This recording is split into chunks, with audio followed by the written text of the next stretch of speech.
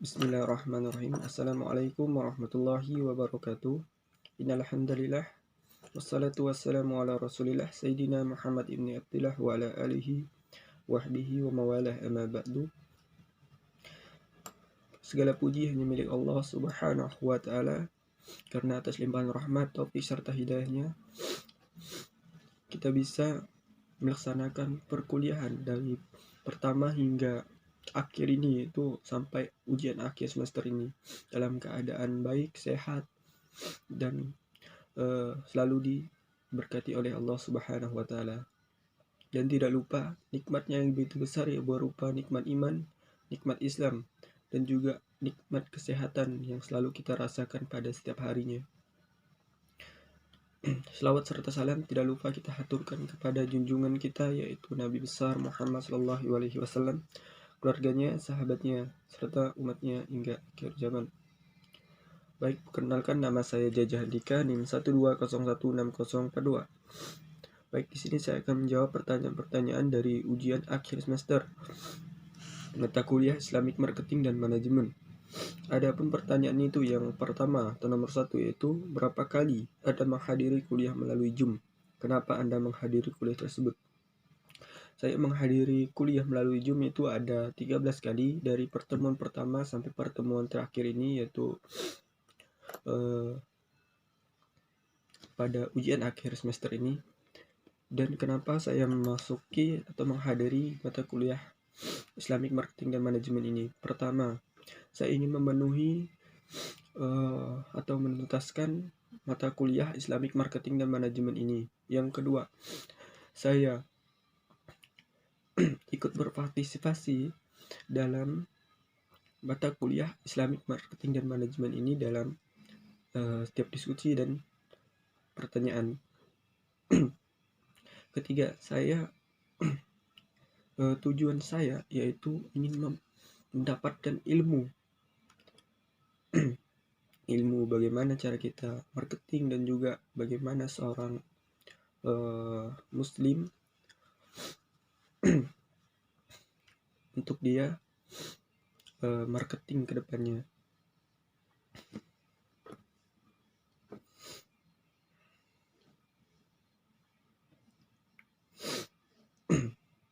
Dan yang terakhir, tujuan saya mengikuti atau kenapa saya mengikuti atau menghadiri mata kuliah Islamic Marketing dan Manajemen ini tuh adalah supaya bisa bermanfaat untuk saya ke depannya nanti. Hasil dari saya mempelajari Islamic Marketing dan Manajemen ini ke depannya, mungkin saya nanti bisa membuka usaha dan semacamnya, mungkin saya nanti bisa melamar pekerjaan dan sebagainya. Saya bisa memanfaatkan, bisa menyalurkan ilmu-ilmu yang telah saya dapatkan dari mempelajari Islamic Marketing dan Manajemen ini.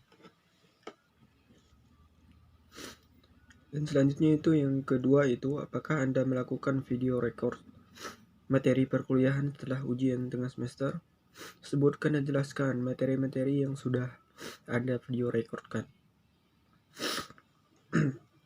Baik, materi-materi yang telah saya video recordkan yang pertama yaitu mengenai konsep manajemen pemasaran. Konsep manajemen pemasaran di sini itu adalah manajemen pemasaran atau marketing manajemen merupakan kegiatan perencanaan, tindakan, pengawasan, evaluasi yang berhubungan dengan proses pengenalan produk dan jasa kepada khalayak luas atau konsumen. Adapun tujuannya yaitu manajemen ialah supaya banyak orang yang mengenal produk dan jasa yang diproduksikan. Dan selanjutnya itu yang kedua, yaitu maksud syariah dalam perdagangan dan pemasaran Islam. Adapun maksud syariah yaitu dalam konteks ekonomi Islam merupakan jantung dalam ilmu usul fikih. Karena itu maksud syariah menduduki posisi yang sangat penting dalam merumuskan ekonomi Islam, penciptaan produk-produk perbankan dan keuangan syariah. Nah, dalam arti itu, konsep maqasid syariah adalah teori perumusan istinbat hukum yang menjadikan tujuan penetapan hukum syara sebagai referensinya, yang teori maqasid tidak dapat dipisahkan dari pembahasan tentang maslahah. Hal ini karena sebenarnya dari segi substansi wujud, al-maqasid syariah adalah kemaslahatan.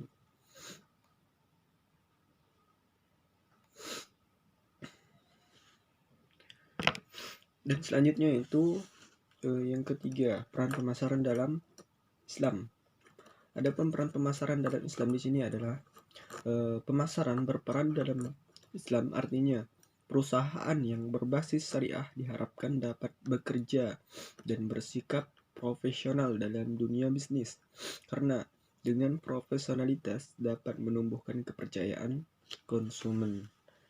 Itu salah satu dari peran pemasaran syariah. Adapun syariah berperan dalam pemasaran bermakna sesuatu pemahaman akan pentingnya nilai-nilai etika dan moralitas pada pemasaran, sehingga diharapkan perusahaan tidak akan serta merta menjalankan bisnisnya demi keuntungan pribadi, saja. Ia juga harus berusaha untuk menciptakan dan menawarkan, bahkan dapat berubah suatu value kepada para stakeholder, sehingga perusahaan tersebut dapat menjaga keseimbangan laju bisnis sehingga menjadi bisnis yang sustainable.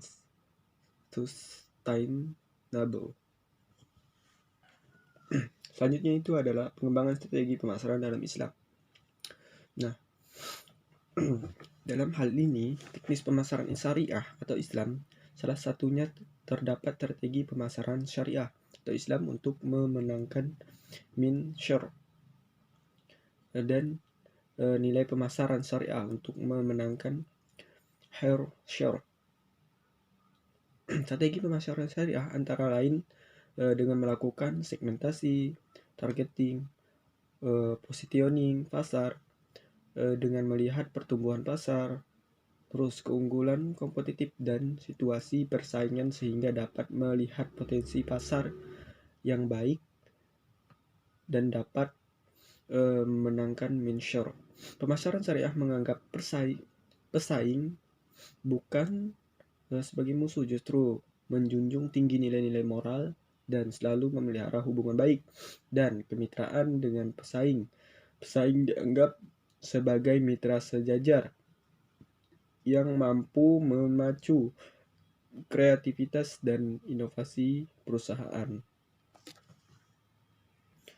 Selanjutnya itu yang kelima, atau video yang telah saya buat recording yang kelima itu adalah tabayun dalam lingkungan bisnis Islam.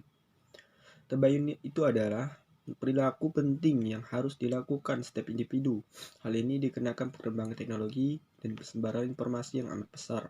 Setiap hari kita dibombardir dengan banyak informasi, dan seringkali informasi itu belum jelas asal usulnya serta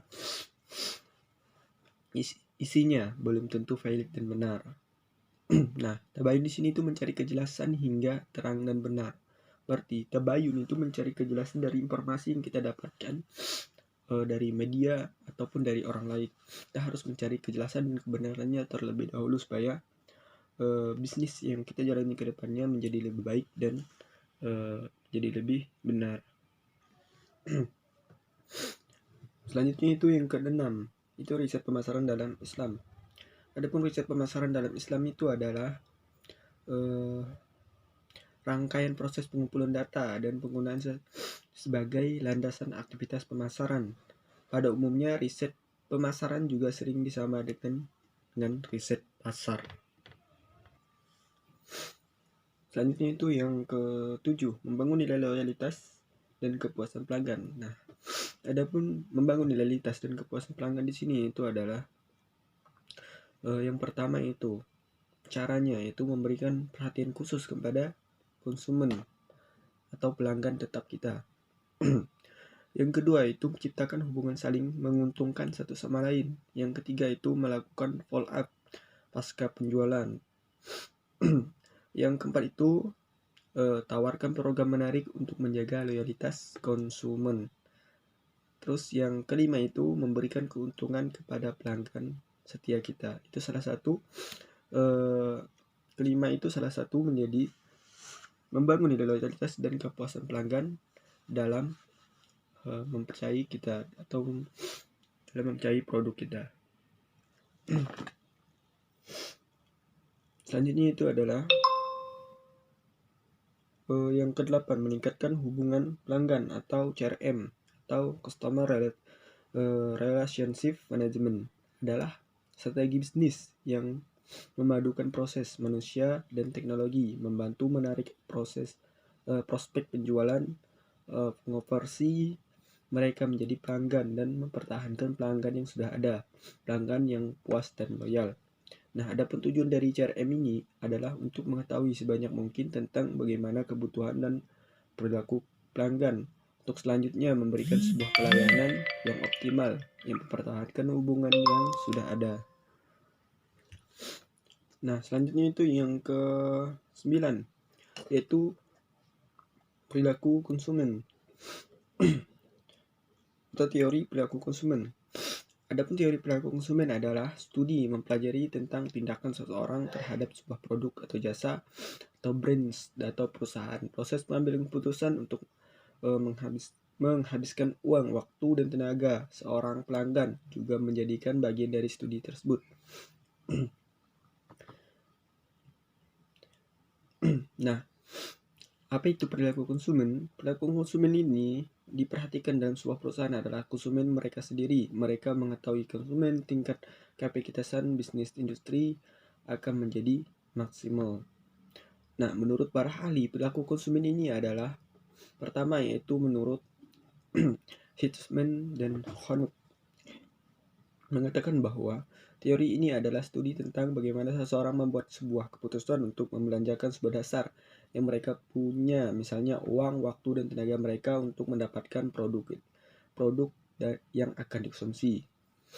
Selanjutnya itu menurut Kotler dan Killer 2008, keduanya sepakat bahwa teori prodi perilaku konsumen adalah sebuah studi yang mempelajari individu, kelompok, maupun organisasi dalam memilih, membeli, menggunakan, dan mengevaluasi produk untuk memuaskan kebutuhan dan keinginan mereka. Selanjutnya itu yang ke-10, yaitu adalah ekuitas merek. Nah, ekuitas merek di sini adalah seperangkat aset dan keterpercayaan merek yang terkait dengan merek tertentu, nama dan simbol yang mampu menambah atau mengurangi nilai yang diberikan oleh sebuah produk atau jasa, baik bagi pemasar, perusahaan, maupun pelanggan. Nah, ekuitas merek ini sebagai perangkat asosiasi dan perilaku dan pelanggan merek, anggota saluran, dan perusahaan induk yang memungkinkan merek untuk mendapatkan volume yang lebih besar dan margin yang lebih besar.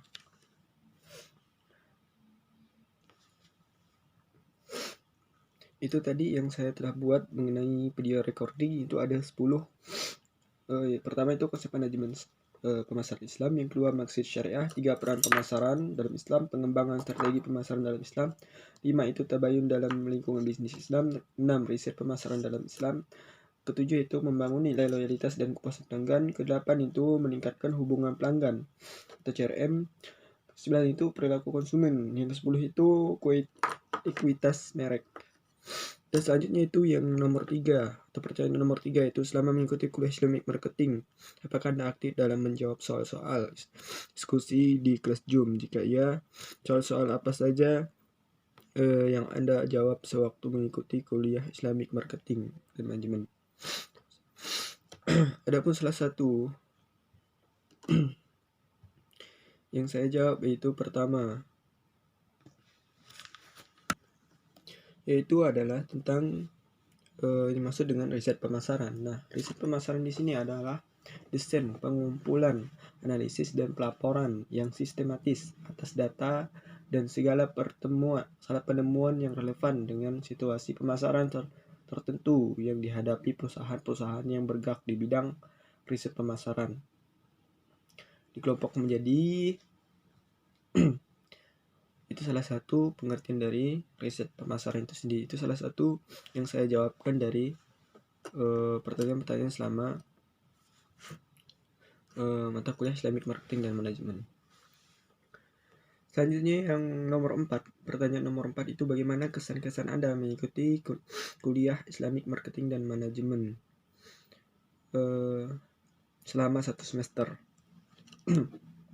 dan manfaat apa yang Anda peroleh dari mengikuti kuliah Islamic Marketing dan Manajemen. Bagaimana Anda menerapkan ilmu yang sudah Anda peroleh dan mengikuti kuliah Islamic Marketing dan Manajemen. Yang pertama itu kesan-kesan saya selama saya mengikuti mata kuliah Islamic Marketing dan Manajemen itu adalah sangat banyak sekali. Yang pertama itu saat menjawab soal-soal dan juga diskusi setiap pertemuan-pertemuan dalam perkuliahan melalui Zoom. Walaupun kita menggunakan media online seperti yang kita lakukan yaitu melalui Zoom dan Google Meet misalkan, di situ kesan-kesannya sangat tidak terlupakan sekali, apalagi mungkin kita nanti kita sudah melewati dan mudah-mudahan kita sudah melewati masa-masa pandemi ini. Kita di situ sangat terkesan masa-masa kuliahan online melalui Zoom, diskusinya bagaimana, terus saat berbicara melalui Zoom itu bagaimana, itu salah satu kesan-kesan menurut saya. Dan juga saat menjawab pertanyaan-pertanyaan yang diberikan oleh saat setiap mata kuliah itu setiap pertemuan itu itu salah satu menjadi kesan-kesan yang sangat menarik untuk saya. Dan juga di sini kita belajar berbicara. Nah, di sini juga menjadi kesan-kesan menurut saya karena di sini kita disuruh untuk berbicara. Kalau tidak berbicara berarti tidak mendapatkan nilai. Itu salah satu menjadi patokan kita untuk kedepannya lagi, karena kita dituntut untuk berbicara. Seorang marketing itu harus pandai berbicara dan menarik gitu. Nah, selanjutnya itu adalah manfaat yang saya peroleh mengikuti kuliah Islamic Marketing dan Manajemen ini adalah sangat banyak sekali manfaat yang saya dapati saat mengikuti mata kuliah Islamic Marketing dan Manajemen ini. Yang pertama itu saya memahami dari manfaatnya itu adalah saya bisa belajar berbicara dengan kawan-kawan, diskusi dan sebagainya, bagaimana cara menyelesaikan masalah dan sebagainya.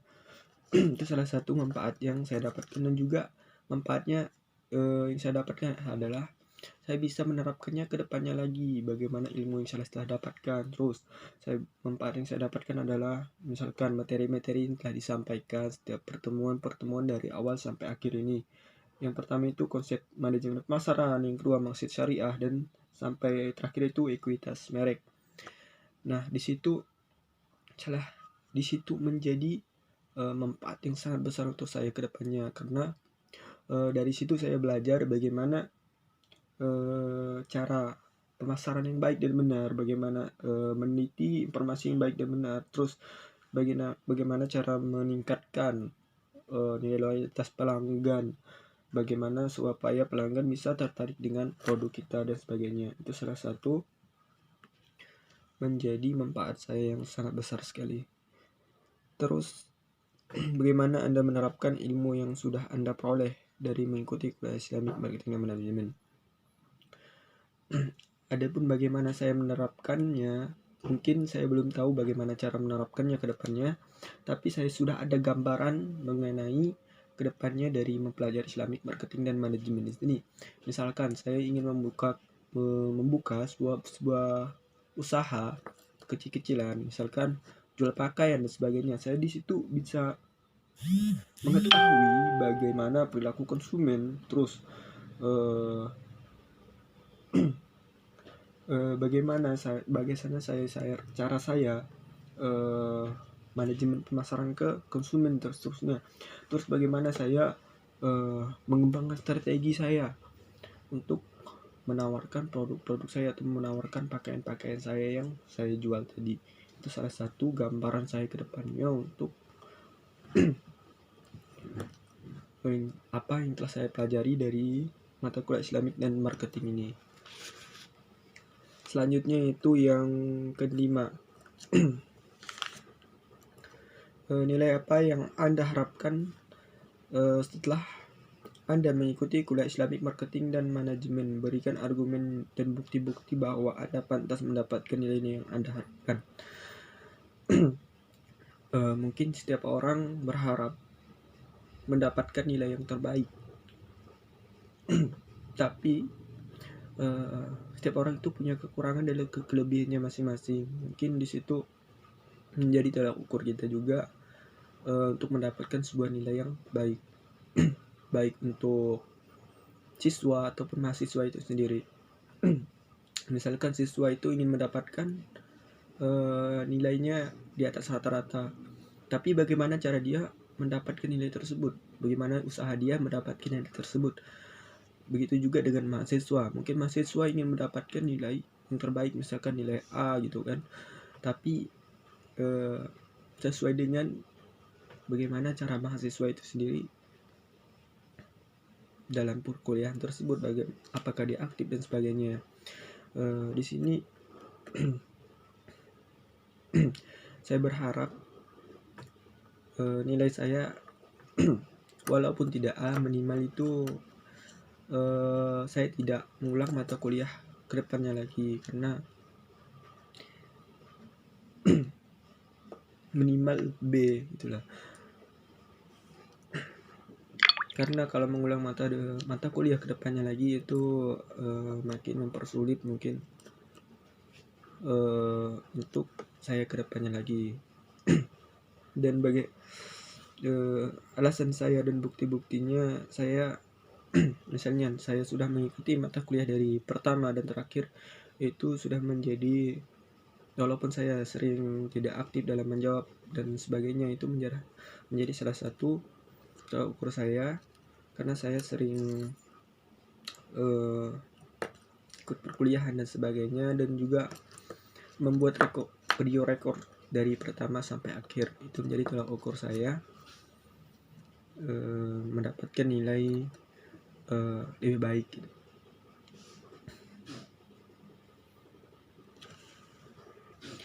Selanjutnya itu bagian B, itu pertanyaan ini berkenaan dengan teori-teori yang berkenaan dengan Islamic Marketing dan Manajemen.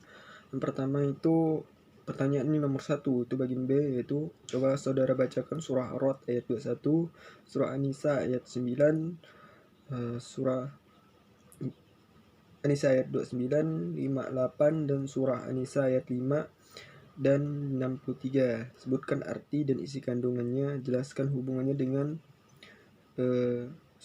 hubungannya kedua surah ini dengan Customer Relationship Management.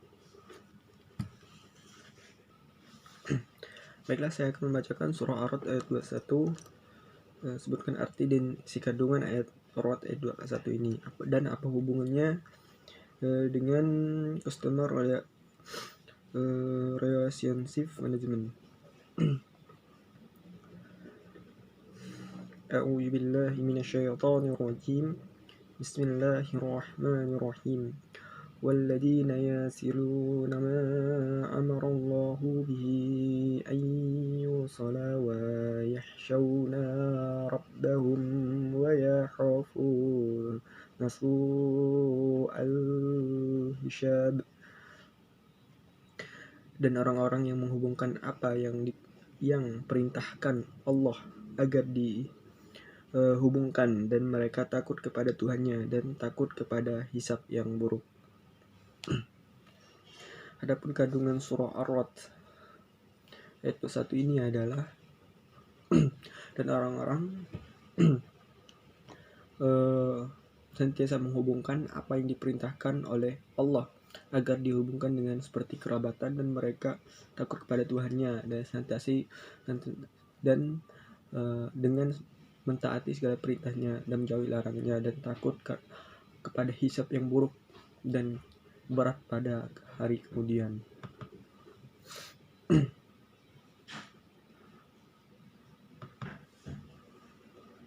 Adapun hubungannya dengan relationship management itu adalah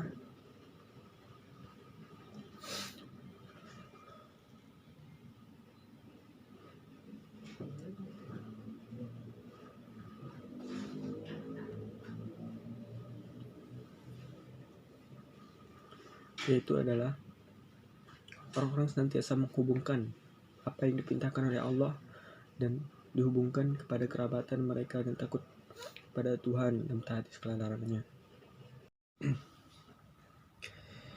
Selanjutnya itu adalah surah An-Nisa ayat 9. Sebutkan arti dan isi kandungannya. Jelaskan hubungannya dengan CRM atau Customer Relationship Management. Baiklah, saya akan bacakan surah An-Nisa ayat 9. A'udzu billahi minasyaitonir rajim. Bismillahirrahmanirrahim. وَلْيَخْشَ الَّذِينَ لَوْ تَرَكُوا مِنْ خَلْفِهِمْ ذُرِّيَّةً ضِعَافًا خَافُوا عَلَيْهِمْ فَلْيَتَّقُوا اللَّهَ وَلْيَقُولُوا قَوْلًا سَدِيدًا. Dan hendaklah takut kepada Allah orang-orang yang sekiranya mereka meninggalkan keturunan yang lemah di belakang mereka, yang mereka khawatir terhadap kesejahteraan lainnya. Oleh sebab itu, hendaklah mereka bertakwa kepada Allah dan hendaklah mereka berbicara dengan tutur kata yang benar. Adapun isi kandungan surah An-Nisa ayat 9 ini adalah Islam memegang teguh prinsip keadilan. Prinsip ini juga ditegakkan dalam memelihara anak-anak yatim, yaitu jangan sampai meninggalkan anak-anak yatim sebagai calon generasi muda, beberapa dalam keadaan lemah baik dari segi fisik maupun mental. Pesan ini disampaikan terutama kepada orang-orang yang diberikan wasiat dan menjadi wali bagi anak-anak yang masih kecil. Mereka harus berupaya memelihara anak-anak yatim yang baik, menjaga harta warisan anak yatim yang dititip orang tuanya kepadanya. Orang yang berwasiat ini harus pula membina anak-anak yatim tersebut dengan memberikan keteladanan perbuatan dan perkataan yang baik serta membiasakan akhlak yang buruk. Terus yang kedua itu, orang mukmin diingatkan juga agar tidak meninggalkan keturunan yang melarat atau lemah dikala ditinggal wafat orang tuanya. Karena itu, orang-orang tua harus mempersiapkan generasi yang baik, yaitu dengan cara bertakwa kepada Allah Subhanahu wa taala. Terus Islam mengajarkan bahwa dalam berwasiat hendaklah jangan sampai wasiat merugikan ahli waris sendiri, terutama zuriyah, yaitu anak cucu. Yang keempat itu, meskipun konteks ayat ini berkaitan dengan harta warisan, yang diharapkan dengan memperoleh harta sebagian warisan berlangsung hidup anak-anak terjaga yang terlantar. Adapun Imam Nawawi mengingatkan bahwa yang dimaksud juriyatan diafan, keturunan yang lemah yang perlu dicemaskan, yaitu jangan sampai meninggalkan turunan generasi-generasi lemah. Dalam hal ini, ekonomi penyebab kemiskinan, ilmu pengetahuan, keagamaan, pemahaman, penguasaan, dan akhlak. Nah, adapun hubungannya dengan CRM dalam surah An-Nisa ayat 9 ini, yaitu yang pertama,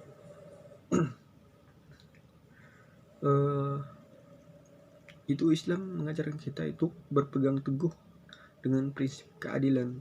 Sedangkan dalam CRM atau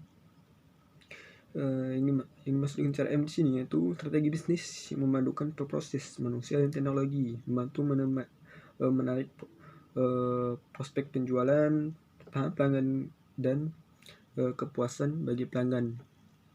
Terus loyalitas pelanggan itu salah satu menjadi memegang teguh prinsip keadilan di dalam CRM itu tadi. Misalkan strategi bisnisnya, kita harus memegang teguh prinsip yang baik dan benar. Itu menjadi salah satu tolak ukur atau hubungannya dengan Al-Quran surah An-Nisa ini. Adapun juga terus memberikan keteladanan perbuatan dan perkataan yang baik, terus membiasakan akhlak yang mulia. Nah, adapun kaitannya dengan hubungannya dengan CRM yaitu supaya kita bisa mempertahankan pelanggan kita dengan baik dan benar, supaya pelanggan tidak lari dari kita dan mereka merasa puas dengan kita. Itu salah satu menjadi sebab atau hubungannya dengan surah An-Nisa ayat 9 ini. Terus selanjutnya itu surah An-Nisa ayat 29, sebut arti, isi kandungan dan hubungannya dengan CRM. Baiklah, saya akan bacakan surah An-Nisa ayat 29. A'udzu billahi minasyaitonir rajim. Bismillahirrahmanirrahim. Ya ayyuhalladzina amanu la ta'kulu amwalakum bainakum bilwatili illa an takuna tijaratan an taradim minkum wala taqtulu anfusakum innallaha kana bikum rahima. Wahai orang-orang yang beriman, janganlah kamu saling memakan harta sesamamu dengan jalan yang batil, tidak benar, kecuali dalam perdagangan yang berlaku atas dasar suka sama suka di antara kamu, dan janganlah kamu membunuh dirimu, sungguh Allah Maha Penyayang kepadamu. Nah, adapun kandungan surah An-Nisa ayat 29 ini, Allah melarang para hambanya yang beriman dan dari memakan harta di antara mereka dengan cara yang batil. Hal ini mencakup memakan harta dengan cara memaksa, pencurian, terus mengambil harta dengan cara perjudian, dan pencarian yang hina. Bahkan bisa menjadi termasuk juga dalam hal ini adalah memakan harta sendiri dengan kesombong dan berlebihan, karena hal tersebut adalah termasuk kebatilan dan bukan dari kebenaran. Nah, adapun hubungan dengan CRM, hubungan dengan CRM di sini itu adalah kita jangan berlebih-lebihan dalam misalkan dalam menawarkan suatu produk dengan pelanggan, dan terus jangan berlebih-lebihan dalam mengkonsumsi. Itu salah satu menjadi misalkan dalam perilaku konsumen itu kita jangan berlebihan dalam memproduksi sesuatu barang, secukupnya aja supaya tidak mubazir dan sebagainya. Itu salah satu menjadi karena berlebihan itu termasuk kebatilan dan dari perbuatan yang tidak dibenarkan sama sekali. Selanjutnya itu surah An-Nisa ayat 58, sebutkan arti dan jelaskan isi kandungannya dan hubungannya dengan CRM.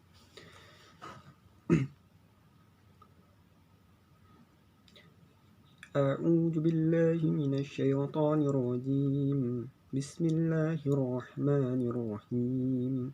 Innallaha ya'murukum an tu'addul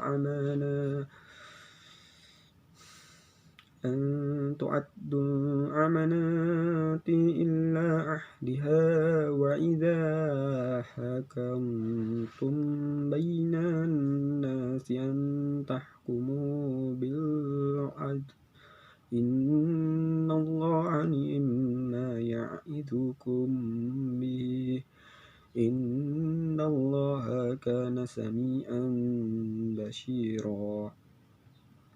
Sungguh Allah menyuruhmu menyampaikan amanat kepada yang berhak menerimanya, dan apabila kamu menetapkan hukum di antara manusia, hendaklah kamu menetapkan dengan adil. Sungguh Allah sebaik-baik yang memberikan ganjaran kepadamu. Sungguh Allah Maha mendengar, Maha melihat. Adapun kandungannya, Allah memerintahkan kepada para pemimpin atau orang-orang yang berhak memutuskan untuk berlaku adil dalam menentukan hukum kepada manusia, agar pemimpin dapat memberikan amanah mengenai suatu perkara sesuai dengan kemampuan dari orang yang berkah dan diberi amanah itu.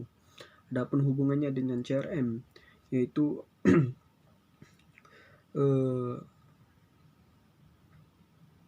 kita harus berlaku adil dalam memutuskan suatu pekerjaan. Misalkan dari atasan ke bawahannya, kita harus berlaku adil dengan bawahan kita, menepati sesuai janji, menepati gaji sesuai rencana yang dari awal. Itu sudah menjadi salah satu hubungannya dengan Al-Quran surah An-Nisa ayat 58 ini. Selanjutnya itu surah An-Nisa ayat 5, sebutkan arti dan jelaskan isi kandungannya, terus hubungannya dengan CRM. A'udzu billahi minasyaitonir rajim. Bismillahirrahmanirrahim. ولا تعطوا السفهاء أموالكم التي جعل الله لكم قيما وارزقوهم فيها واكسوهم وقولوا لهم قولا معروفا.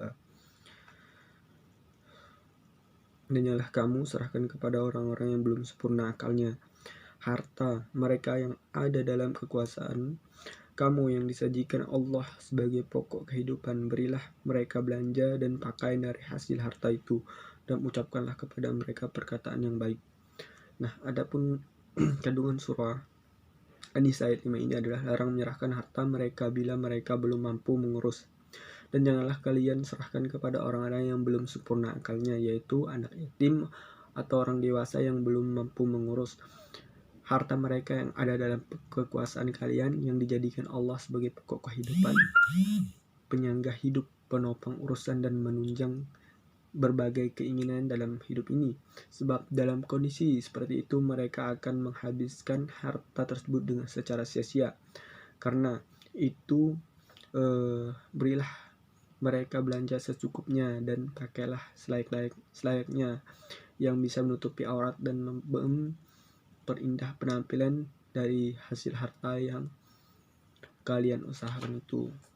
Terus bersikaplah lemah lembut dan ucapkanlah kepada mereka perkataan yang baik sehingga membuat perasaan mereka nyaman dan tenteram. Setelah menjelaskan tentang larangan menyerah harta anak yatim dan kondisi mereka belum mampu mengelolanya, berikut Allah memerintah para wali menguji terlebih dahulu mematangkan berpikir, kecerdasan, dan kemampuan mereka mengelola harta sebelum menyerahkannya. Adapun hubungannya dengan CRM itu adalah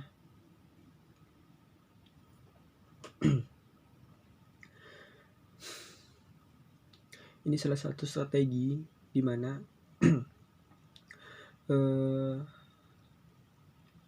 kita jangan menyerahkan harta kepada yang belum mampu mengurusnya atau yang belum sempurna akalnya, terutama yang belum dewasa, anak yatim yang belum dewasa dan sebagainya. Dan buatlah perkataan yang baik. Misalnya di dalam surah ini juga mengandung perkataan baik. Misalkan dalam CRM kita berperkataan baik dan benar kepada pelanggan supaya pelanggan puas dengan promosi yang kita lakukan atau marketing yang kita lakukan. Selanjutnya itu surah An-Nisa ayat 63, sebutkan arti dan kandungannya dan hubungannya dengan CRM.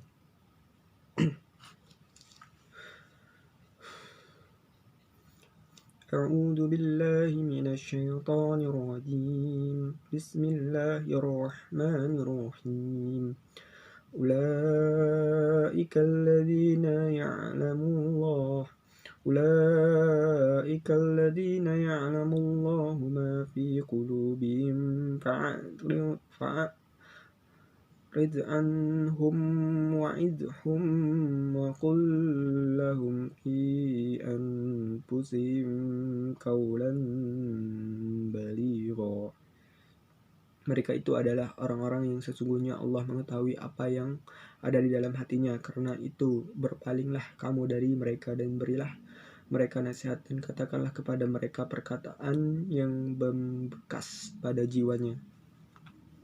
Adapun kandungan dan surah ini adalah menjelaskan tentang cara menghadapi kebohongan orang-orang munafik. menjelaskan, membantah pengakuan orang-orang apik sembari memberi umat Islam petunjuk. Dan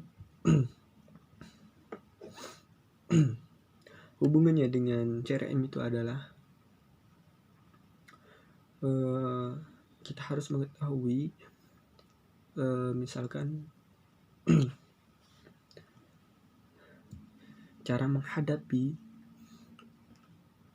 mengetahui cara menghadapi misalkan pelanggan-pelanggan kita yang tidak baik dengan kita atau berbohong kepada kita. Itu salah satu hubungannya dengan Al-Quran surah 63 An-Nisa ayat 63 ini. Selanjutnya itu pertanyaan nomor 2 dari bagian B. Coba saudara jelaskan konsep customer relationship management dalam Islam dan sebutkan surah-surah dalam Al-Quran yang ada dijelaskan konsep CRM dalam Islam dan jelaskan isi kandungannya. Konsep CRM dalam Islam yaitu bisnis selalu memegang peran penting di dalam kehidupan sosial dan ekonomi manusia sepanjang masa. Keterlibatan muslim di dalam dunia bisnis bukanlah suatu fenomena baru. Kenyataan tersebut telah berlangsung sejak 14 abad yang lalu. Hal tersebut tidak mengejutkan karena Islam menganjurkan umatnya untuk melakukan kegiatan bisnis. Rasulullah SAW sendiri telah terlibat di dalam kegiatan ini selama beberapa tahun. Sementara itu Al-Quran yang merupakan suatu petunjuk yang sempurna telah memberikan pedoman yang fundamental di mana jawaban untuk setiap permasalahan dapat ditemukan, termasuk masalah-masalah yang berhubungan dengan dunia bisnis. Al-Quran mengajarkan umat muslim untuk menyampaikan amanat. Dalam bisnis, sebuah perusahaan sudah seharusnya mampu melaksanakan amanat yang diberikan pelanggan, sebagaimana Allah berfirman, sesungguhnya Allah menyuruh kamu menyampaikan amanat kepada yang berhak menerimanya dan menyuruh kamu apabila menetapkan hukum di antara manusia supaya kamu menetapkan dengan adil. Sesungguhnya Allah memberi pengajaran yang sebaik-baiknya kepadamu. Sesungguhnya Allah Maha mendengar lagi Maha melihat. Al-Quran surah An-Nisa ayat 58. Nah, adapun CRM dalam Islam itu adalah sebuah konsep bagaimana menjaga hubungan baik antara perusahaan dan pelanggan. Jauh sebelum konsep ini diterapkan, Rasulullah SAW telah mengajarkan umat manusia untuk menjaga hubungan baik silaturahmi. Dari Anas bin Malik radhiyallahu anhu, Rasulullah SAW bersabda, barang siapa ingin dilapangkan rezekinya dan diperpanjang untuknya umurnya, hendaknya ia melakukan silaturahmi atau kerjasama hubungan yang baik. Ini hadis riwayat Bukhari dan Muslim.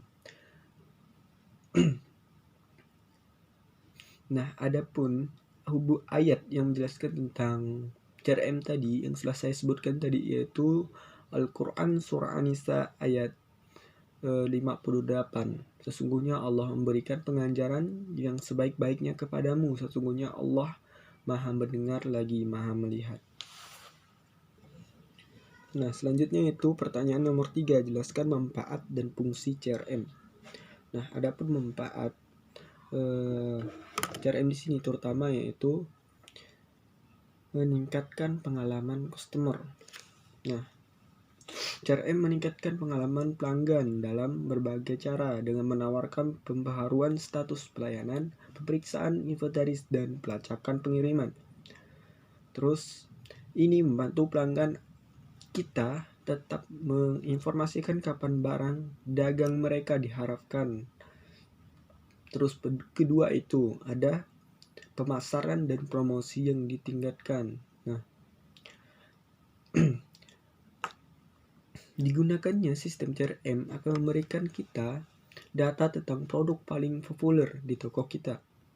Nah, ini memungkinkan kita menggunakan data penjualan nyata untuk memperkirakan tujuan manufaktur, sumber, dan penjualan.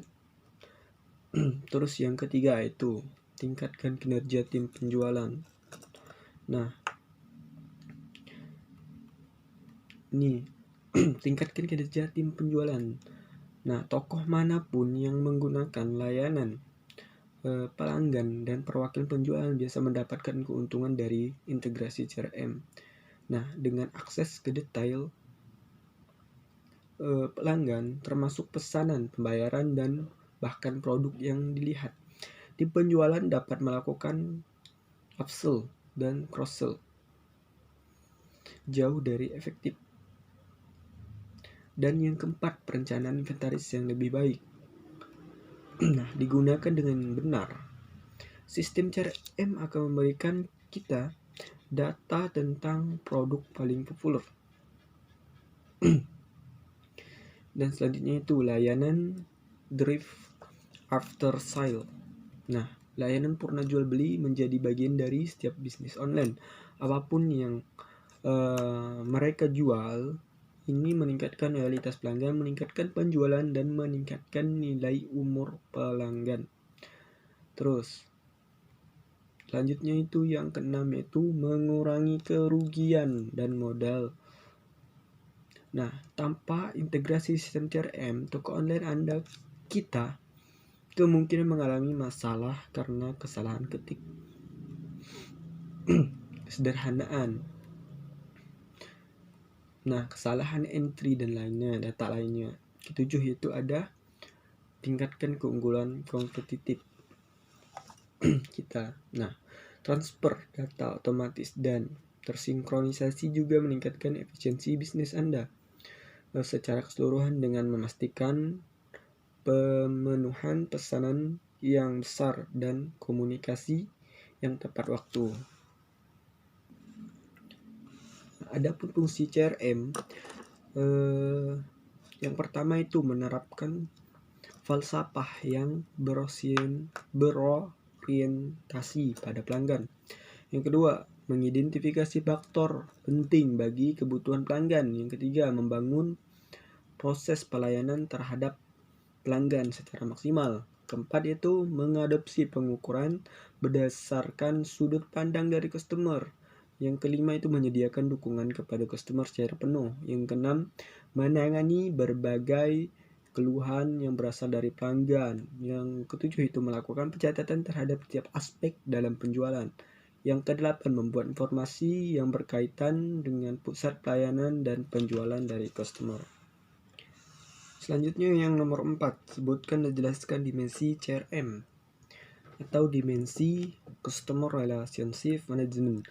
Terdapat 4 dimensi Customer Relationship Management yang bertujuan untuk membangun perusahaan yang lebih mendalam perihal konsumen dan meningkatkan nilai produk konsumen dari perusahaan. Dimensi Customer Management sistem dijelaskan. Yang pertama yaitu 1. Identifikasi pelanggan. Nah, identifikasi pelanggan di sini itu dimana sebagai perusahaan harus bisa mengidentifikasi pelanggan agar bisa diperlakukan sesuai dengan diharapkan, serta bisa menjadikan ikatan yang paling menguntungkan. Yang kedua itu membangun daya tarik terhadap pelanggan.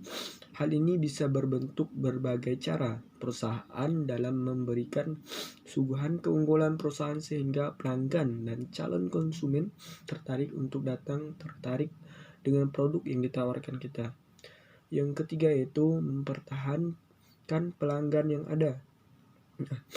Pelanggan yang sudah menjadi bagian dari perusahaan dijaga keharmonisannya dengan memberikan fasilitas serta daya tarik tersendiri, supaya pelanggan tetap memilih produk perusahaan walaupun banyak saingan di luar perusahaan. Terus yang keempat, mengembangkan pelanggan. Nah, bisa dimaksudkan dengan memfasilitasi pelanggan yang bisa memberikan konsumen baru di perusahaan dan juga bisa membentuk tawaran yang dilakukan pelanggan sendiri ke orang lain di sekitarnya. Itu salah satu itu ada keempat dari dimensi customer relationship management. Selanjutnya itu pertanyaan yang kelima, bagaimana faktor pribadi mempengaruhi perilaku konsumen dalam membeli suatu produk? Berikan contohnya dalam kehidupan Anda sehari-hari dalam membeli produk tersebut. Nah, adapun faktor pribadi mempengaruhi perilaku konsumen. Yang pertama itu faktor usia. Nah, faktor usia di sini pastinya mempengaruhi untuk membeli suatu produk. Karena usia di sini biasanya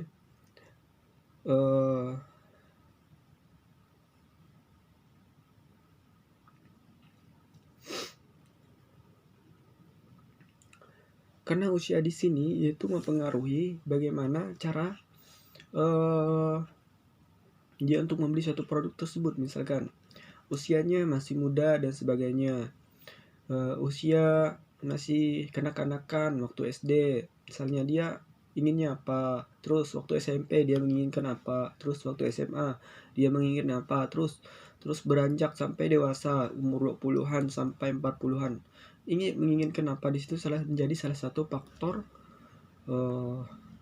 yang mempengaruhi pribadi dalam perilaku konsumen dalam membeli suatu produk tersebut. Terus jenis kelamin. Nah, jenis kelamin juga faktor pribadi dalam mempengaruhi konsumen dalam membeli suatu produk tersebut. Contohnya jenis kelamin laki-laki, dia menginginkan yang sifatnya laki-lakian, misalkan dia mengingini produk misalkan dia mengingini olahraga yang bersifat gym sebagainya, itu salah tadi menjadi produk untuk laki-laki. Dan juga dia misalkan motor keinginan laki-laki itu apa sih, misalkan motor Ninja, motor CRF dan sebagainya, itu salah tadi mempengaruhi faktor pribadi dan mempengaruhi perilaku konsumen dalam membeli produk. Terus faktor budaya. Nah, budaya di sini mempengaruhi juga karena biasanya kebudayaan dari masing-masing, misalkan agama dari masing-masing itu mempengaruhi. Misalkan agama Islam itu menginginkan apa sih, misalkan dari pakaian, gamis dan sebagainya, itu salah satu menjadi mempengaruhi perilaku konsumen. Faktor perilaku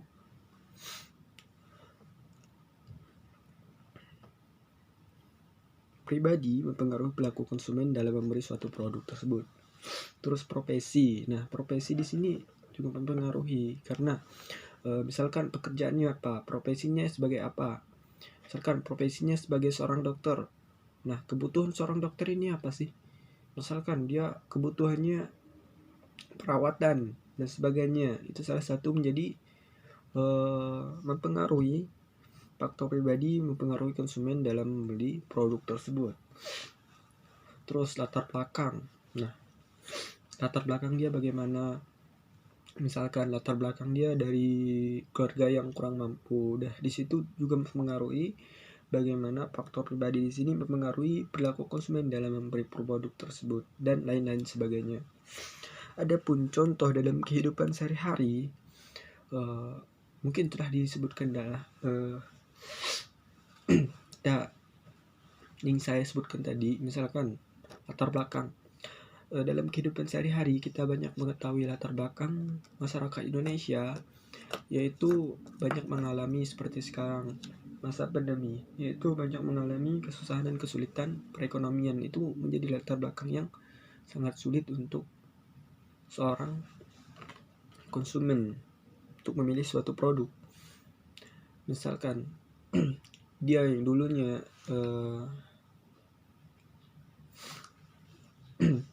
mampu membeli suatu yang harganya sedikit agak berkualitas, menjadi sekarang lebih rendah karena faktor latar belakangnya menjadi lebih buruk sekarang, seperti itu. Nah, selanjutnya yang nomor 6, pertanyaan nomor 6 itu bagaimana sikap konsumen mempengaruhi perilaku konsumen dalam membeli suatu produk. Berikan contoh dalam kehidupan Anda sehari-hari membeli produk. Sikap konsumen mempengaruhi perilaku konsumen dalam membeli produk itu ada berbagai macam, tapi yang mendasar menurut saya itu berdasarkan kebiasaan dan juga kesukaan dan juga hobi. Itu menjadi salah satu sebagai sikap konsumen mempengaruhi perilaku konsumen dalam membeli suatu produk. Misalkan dari kebiasaan kita. Kebiasaan kita itu apa sih? Misalkan kebiasaan kita misalkan masyarakat Indonesia mayoritasnya yang laki-laki itu suka merokok misalkan. Nah, kebiasaan merokok di situ sudah menjadi mendarah daging dengan dia. Misalkan kebiasaan dia rokok apa sih? Rokok sempurna misalkan. Nah, di situ pastinya dia ingin membeli rokok sempurna terus. Itu menurut saya berdasarkan kebiasaan, kesukaannya, terus ketertarikannya dengan produk tersebut.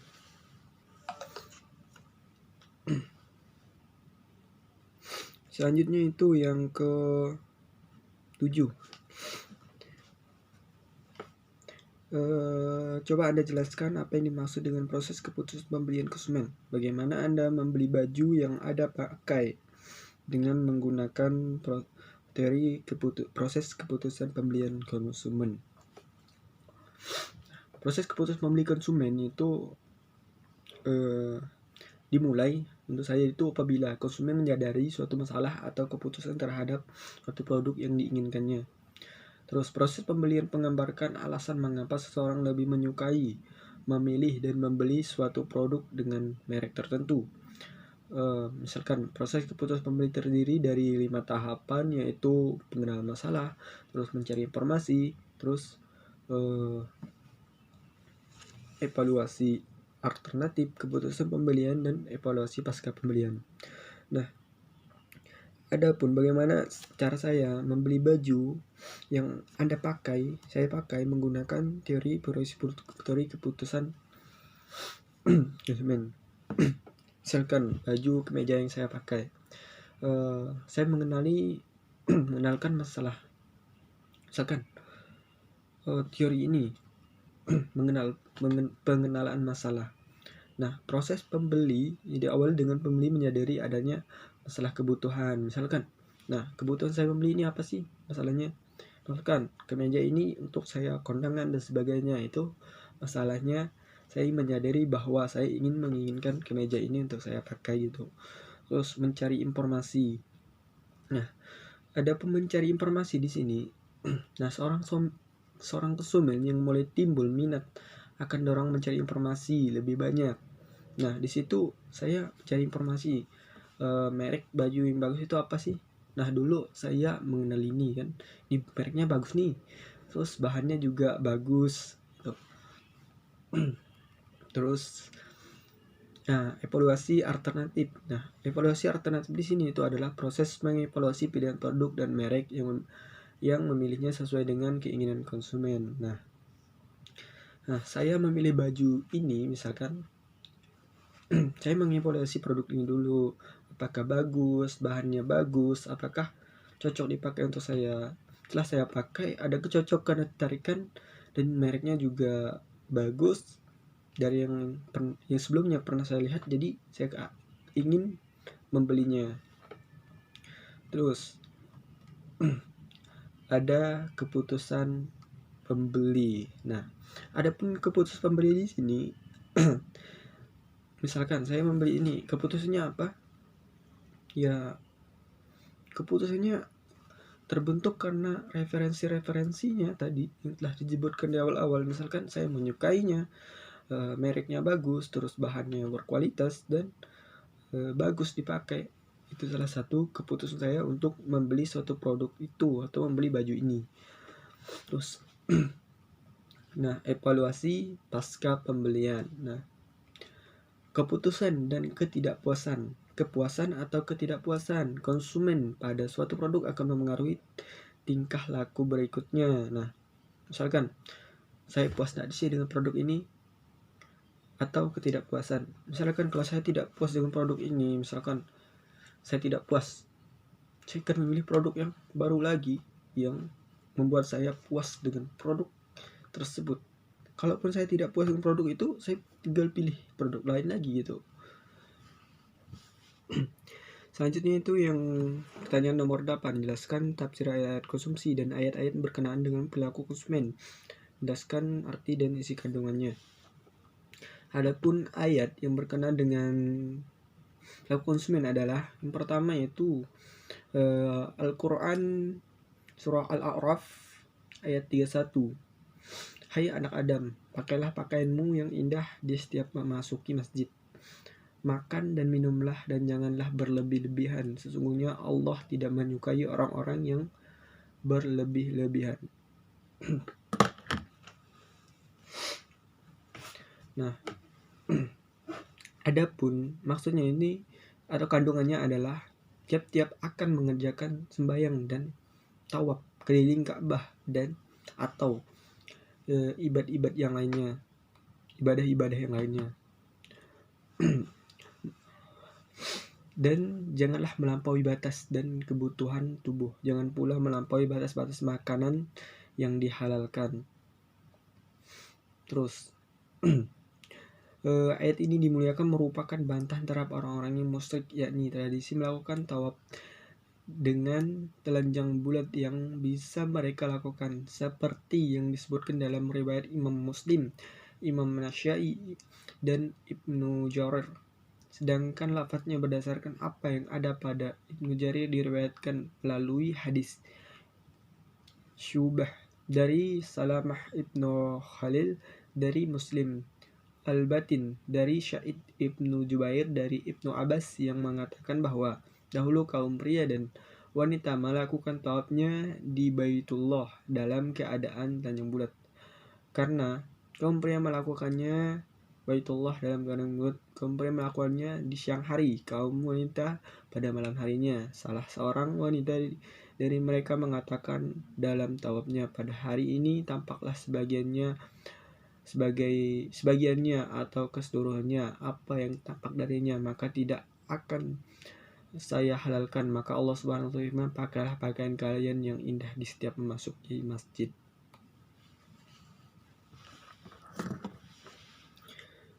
Selanjutnya itu pertanyaan yang ke-9. Coba Anda bacakan surah Asy-Syu'ara ayat 181 sampai 83, surah Al-Anbiya ayat 15 dan surah Ad-Duha ayat 1 sampai 8. Dan jelaskan arti dan kandungan isinya. Baiklah, saya akan bacakan surah Asy-Syu'ara ayat 181 dan 183. A'udzu billahi minasyaitonir rajim. Bismillahirrahmanirrahim. Auful kaila wa la takunu min أوفوا الكيل ولا تكونوا من المحسرين وزنوا بالقسطاس المستقيم ولا تبعثوا الناس أشياءهم ولا تعثوا في الأرض مفسدين. Artinya, sempurnakanlah takaran dan janganlah kamu merugikan orang lain. 182 dan timbanglah dengan timbangan yang benar. 183 dan janganlah kamu merugikan manusia dengan mengurangi hak-haknya dan janganlah membuat kerusakan di bumi.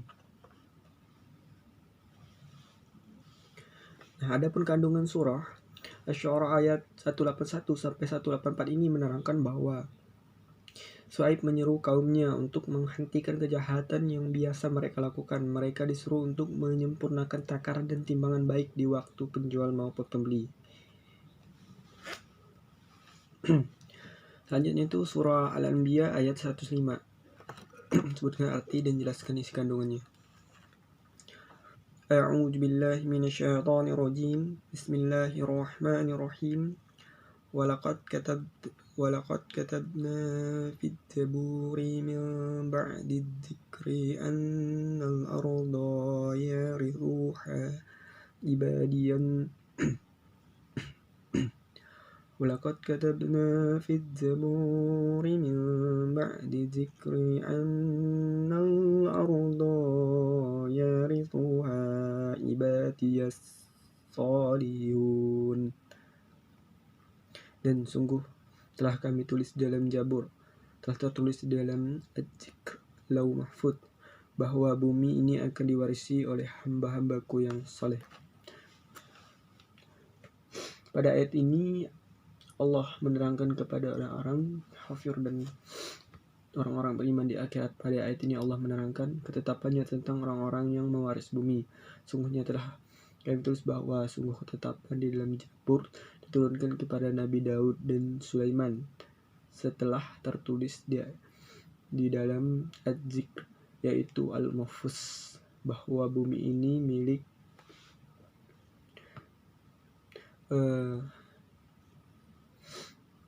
milikku dan akan kuwarisi oleh hamba-hambaku yang soleh, yaitu sanggup mengelola bumi dan memakmurkannya, mengambil manfaat dari kekayaan alamnya, serta sanggup memimpin masyarakat dan membangunnya dengan mengikuti petunjukku.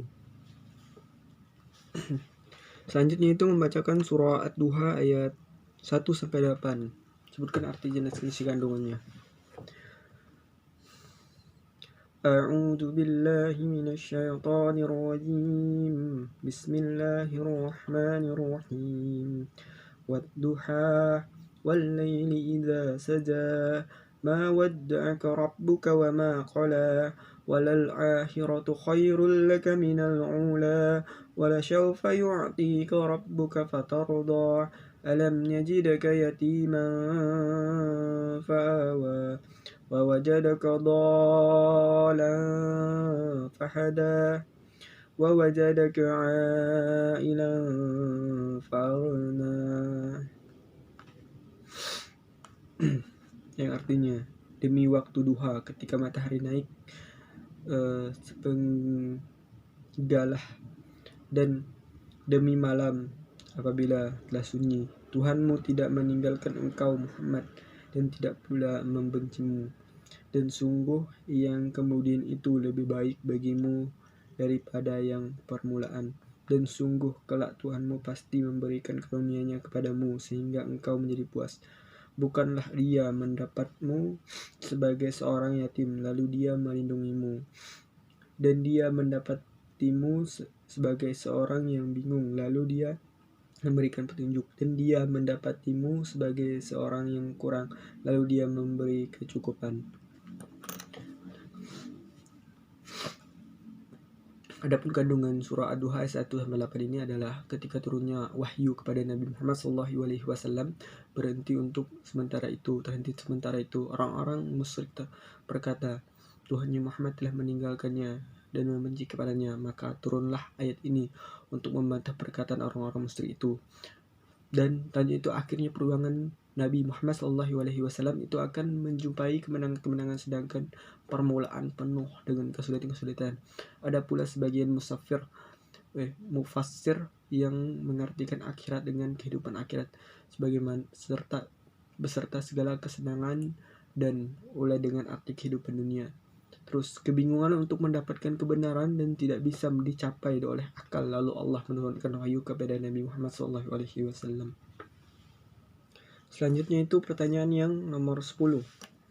Jelaskan perilaku konsumen dan ekuitas merek dalam Islam. Perilaku konsumen adalah studi tentang individu dan organisasi serta bagaimana mereka memilih dan menggunakan produk. Adapun perilaku konsumen dalam Islam itu bagaimana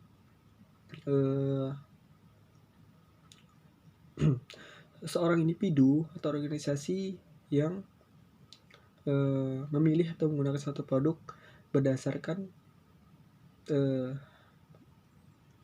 Al-Quran dan hadis. Dan ekuitas merek. Ekuitas merek merupakan nilai tambahan yang diberikan pada produk atau layanan. Adapun ini bisa mencerminkan dalam cara konsumen berpikir, merasakan tindak sehubungan dengan merek dan harga, pangsa pasar, dan profitabilitas merek perusahaan. Ekuitas merek merupakan salah satu faktor yang mampu sugesti keputusan pelanggan dalam hal memilih dan membeli suatu produk. Selanjutnya itu adalah yang ke-11. Ekuitas merek yang tinggi memberikan sejumlah keunggulan kompetitif. Sebutkan dan jelaskan sejumlah keunggulan kompetitif dimaksud. Yang pertama itu adalah perusahaan akan menikmati penurunan biaya pemasaran karena tingkat kesadaran konsumen dan loyalitas konsumen yang tinggi. Yang kedua itu perusahaan akan memiliki tuasan dagang dalam perundingan dengan para distributor dan pengecer karena ada banyak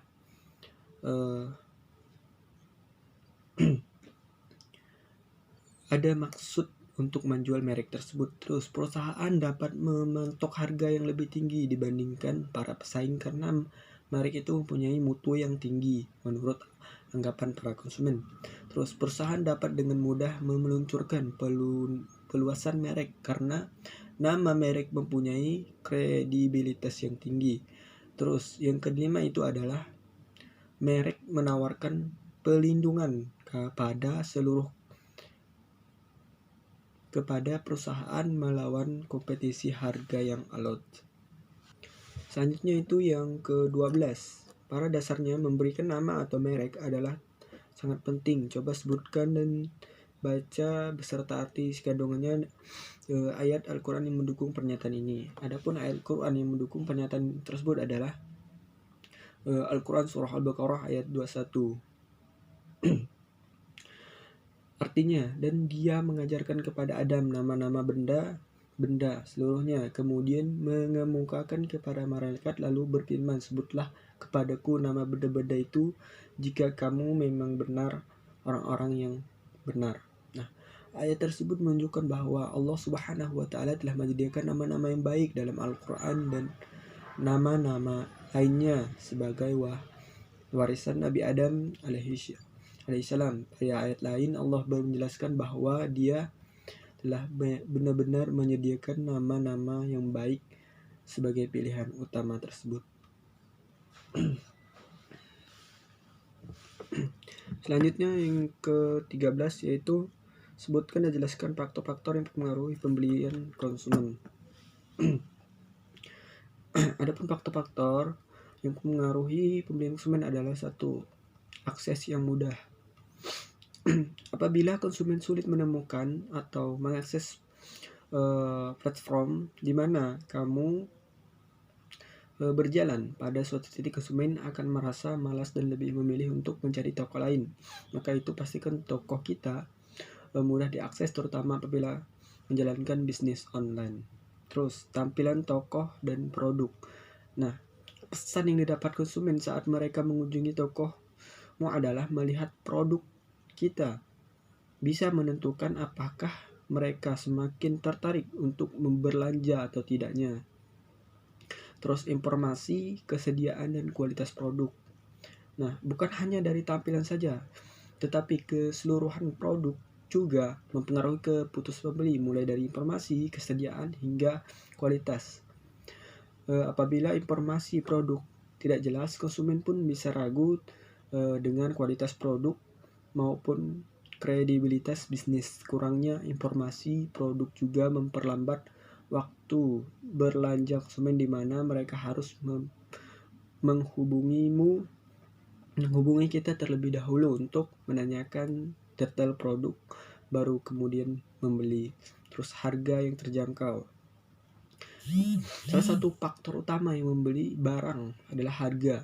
Harga yang terjangkau bukan berarti harga harus melampaui murah. Apabila harga terlalu murah hingga di bawah standar, bisa jadi konsumen malah ragu mengenai kualitas produk tersebut. Namun, jika harga terlalu mahal, konsumen kemungkinan akan mencari toko lain yang bisa menawarkan harga yang lebih terjangkau. Terus promosi yang menarik.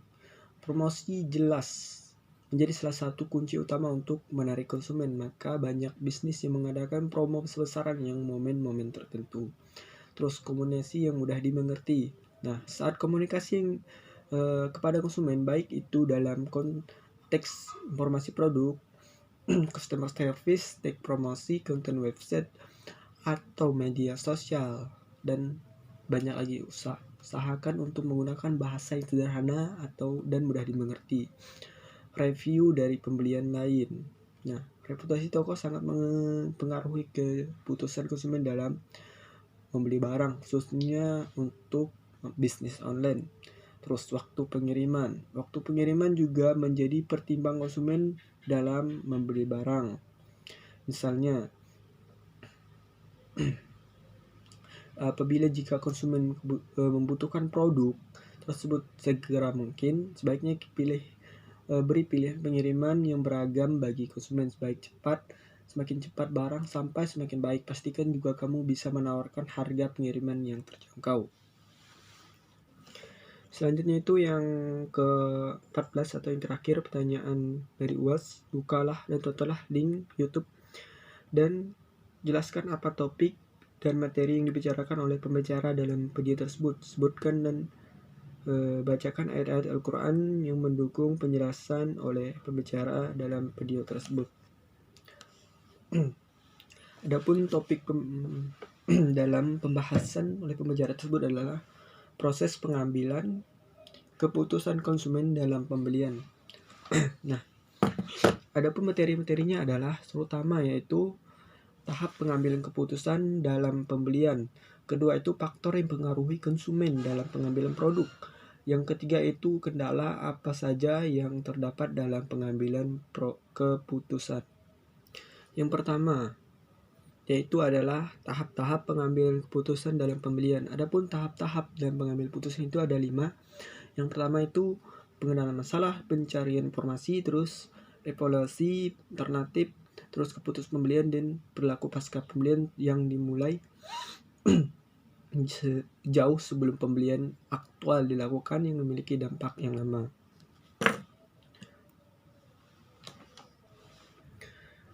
Nah, selanjutnya itu ada kendala apa saja yang terdapat dalam pengambilan keputusan. Nah, kendala dalam menghambat pengambilan keputusan itu yang pertama itu keraguan. Nah, kendala yang paling kuat sebenarnya terakar pada diri kita sendiri. Keraguan menyebabkan seseorang tidak dapat bertindak tegas. Seringkali seorang manajer diserang oleh keraguan dalam berpikir dan mengambil keputusan. Terus kekeliruan memahami informasi. Nah, kekeliruan dalam memahami peran informasi dapat menjadi hambatan besar dalam mengambil keputusan. Terus kurang waktu. Keputusan yang tergesa seringkali menimbulkan dampak yang menghancurkan. Namun bisnis akan dalam keadaan darurat harus menghadapi kekurangan waktu. Terus selanjutnya informasi yang berlebih atau terlalu sedikit. Nah, memiliki banyak informasi sering dianggap bermanfaat, tetapi jika informasi tidak dikumpulkan dengan benar justru akan merepotkan kita. Dan sebaliknya, jika informasi terlalu sedikit, mendukung keputusan juga tidak dapat baik. Perusahaan harus mengetahui informasi yang relevan untuk mendapat solusi yang terbaik. Nah, selanjutnya itu faktor yang mempengaruhi konsumen dalam mengambil keputusan. Adapun faktor seorang konsumen dalam mengambil keputusan itu adalah akses yang mudah, terus tampilan tokoh dan produk, terus informasi kesediaan yang kualitas produk, terus harga yang terjangkau, promosi yang menarik, kualitas yang mudah dimengerti, review dari pembelian lain, pelayanan yang berkualitas, waktu pengiriman. Itu semuanya salah satu menjadi faktor mempengaruhi keputusan konsumen dalam mengambil keputusan. Adapun ayat yang mendukung penjelasan oleh pembicara dalam video tersebut adalah Al-Quran surah Al-Baqarah ayat 168. Al-Quran 168, baik saya akan bacakan. Ya A'udzu billahi minasyaitonir rajim. Bismillahirrahmanirrahim.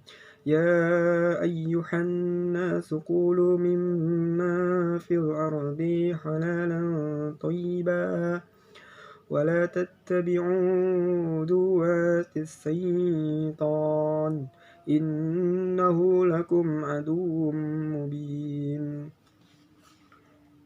Wahai manusia, makanlah dari makanan yang halal dan baik yang terdapat di bumi, dan janganlah kamu mengikuti langkah syaitan. Sungguh setan itu musuh-musuh yang nyata bagimu. Nah, di sini menjelaskan bahwa bagaimana kita memilih supaya apa? Makanlah makanan yang baik bagi yang halal. Itu salah satu hubungannya dengan apa yang dijelaskan oleh pembicara dalam video tadi. Mungkin hanya itu yang dapat saya jawab, kurang lebihnya saya mohon maaf. Baik, saya akhiri dengan doa. A'udzubillahi minasyaitonirrajim. Bismillahirrahmanirrahim. Allahumma inna nas'aluka salamatan fid din wa afiatan fil jasad wa jiyatan fil ilmi wa barakatan fil rizqi wa taubatan qabla al maut wa rahmatan indal maut wa maghfiratan ba'dal maut. Allahumma hawin alaina fi syakaratil maut wan najata minan nar wal afwa indal hisab. Rabbana la tujigh qulubana ba'da id hadaitana wa hab lana min ladunka rahmah innaka antal wahhab. Rabbana atina fid dunya hasanah wa fil akhirati hasanah wa qina adzabannar. Ya Allah, mudah-mudahan dengan berakhirnya perkuliahan kita menjadi semakin baik, semakin benar, dan mendapat perlindungan darimu.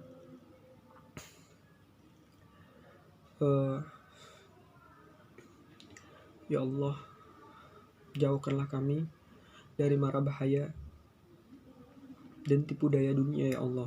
Jauhkanlah kami dari segala bala.